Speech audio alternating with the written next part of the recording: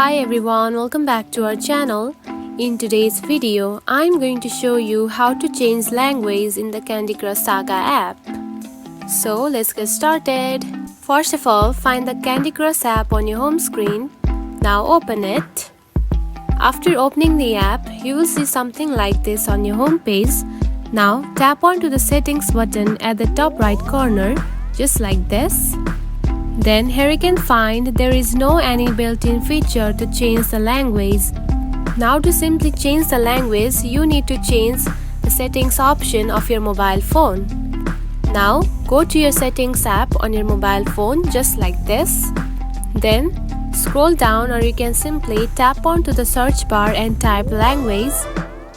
Then simply tap onto language and region settings just like this. Then you can simply see the option of languages.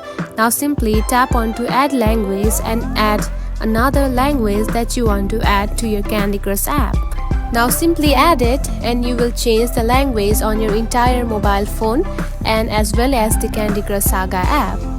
If you found this video helpful, don't forget to like and subscribe for more tips.